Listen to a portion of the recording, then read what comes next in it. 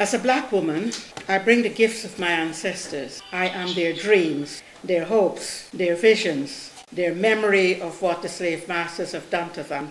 I celebrate my blackness, and I continue to be a mother, a grandmother, a community old woman that literally hundreds of children that I've brought up over the years. I've been a foster mother since 1960. In 1971, the borough put me up for an MB, said the Queen hadn't considered anybody who had looked after children or community relations. I have to hide my face. I had to beat up this police at Lewisham Station that they beat this old woman. I went and battered him. I turned it down and said I didn't want an MB because I hadn't a good enough dress to wear it on.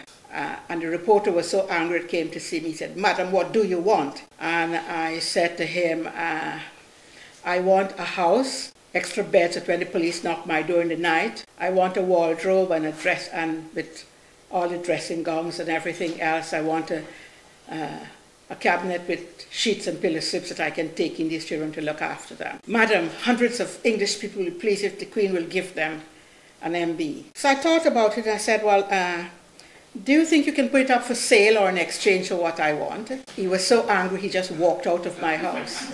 When the mayor heard about it, sent the social services and said he wanted a report about this woman who is being rude to the Queen. So I then got invited to a civic lunch in the town hall. And when they was persuading me, I said, you know, I didn't want it. And she said, "Oh, please listen to what the mayor." So he said he's going to give me the house. I said I didn't want the house alone, I want everything else that went with it. The officer stood up and he said, could I explain to you, madam, that it's the first time Lewisham has ever been awarded one of these awards, and it's the first time you're the first black woman living in Britain, and you're living in Lewisham, and you're going to have this award, and we want you to have it. So since they agreed to give me all that I wanted, I took this award in '72. I mean, all this went on until '72 before I decided, yes, I was going to have it.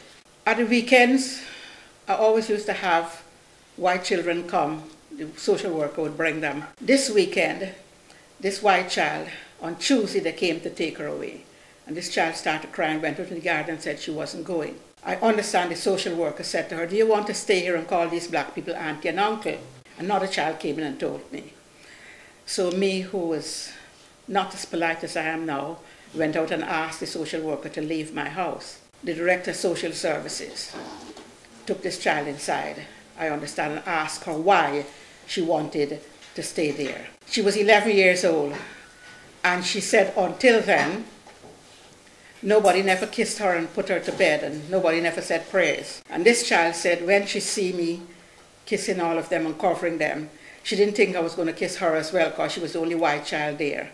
And every night since then, although they all pretended to be asleep, I cover all of them and kiss them and cuddle them and pray for them and then leave the room. And she wasn't leaving here. I'm hurting because this last week I had to turn to a white girl from the house, and one of my staff reported and said I was a racist. So I'm still hurting from that. So that's why I'm telling you something about my background, that as far as I'm concerned, children was children. I'm the daughter of a slave. And I cannot forget where I come from. And as the sister says, we are the people who create. We are the people who educate. We are the people who teach. We are the people who are the providers. When I started a youth club in Deptford, a white minister heard me talking about what I was doing with the police and the black young people.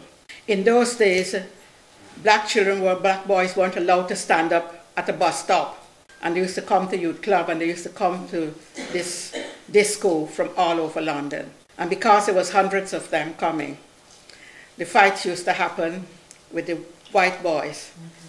The priests from Deptford used to be on one side of the road with the white boys, and I used to be on the other side with the black ones. We then got a building of our own because the church people was fed up of what was going on. The school, the head of the school, come to see me because these children coming in to school doing homework. And she never, all the years she was teaching there, it never. In this church youth club that I run, I used to have school. So when we got the center bill, we asked them to name it. And the price was £1. In those days, £1 was so much. And I think 3 or 4 of them called it Moonshot. And so we had a library, either books written by black people or about black people.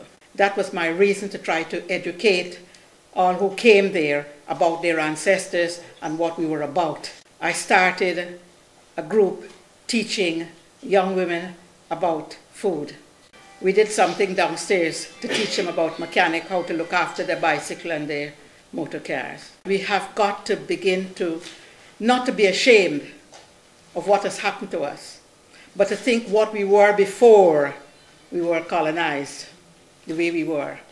We have got to begin to think of how we can educate our children. We have got to begin to love, to understand what it is to love your children. Over and over I hear people say, I can't forgive myself. I want to say that life is about forgiveness. When somebody do you something wrong, if you don't forgive them, they do you and they're gone. You carrying the burden all the time. Forgiveness is not for the person who has done you wrong. Forgiveness is for yourself. Free yourself of that and move on. Recognize who you are. Be proud of who you are. Let us concentrate on loving ourselves, working for our neighbors' children as well. And my plea to my whole community all the time is to observe forgiveness. Free yourself from the burden and set yourself free to work for your own freedom. Work, use the energy to love. Only give what you want to receive. Thank you very much.